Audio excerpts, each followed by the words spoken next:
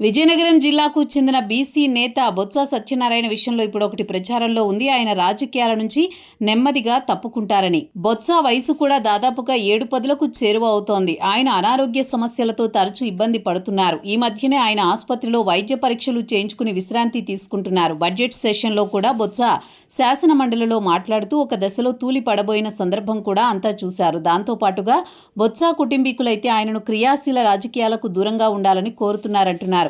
ఇక బొత్స విషయం తీసుకుంటే ఆయనకు రాజకీయాలంటే ఇష్టం కొనసాగాలని ఉంది. పైగా తన వారసులను 2029 ఎన్నికల్లో నిలబెట్టి గెలిపించుకోవాలని ఉందంటున్నారు. జిల్లా రాజకీయాలనే కాదు, ఉత్తరాంధ్రలోనే శాసించిన బీసీ నేతగా ఒక కీలకమైన నాయకుడిగా బొత్స కనిపిస్తారు. ఆయన కాంగ్రెస్లో పుట్టి పెరిగారు. ఉమ్మడి ఏపీలో పీసీసీ చీఫ్గా కూడా పనిచేశారు. ఇక విభజన తర్వాత కాంగ్రెస్ నుంచి పోటీ చేసి మంచి ఓట్లు సాధించారు. అయితే ఆ తర్వాత పరిణామాల నేపథ్యంలో ఆయన వైసీపీలో చేరారు.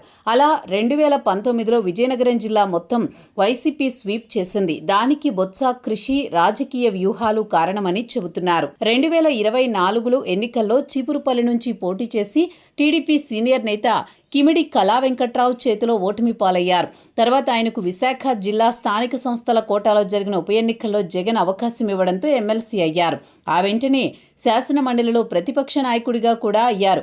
ఆయన ఎమ్మెల్సీ పదవీకాలం 2027 డిసెంబర్ దాకా ఉంది. అంతవరకు ఆయన విపక్ష నేత హోదా కూడా ఉంది.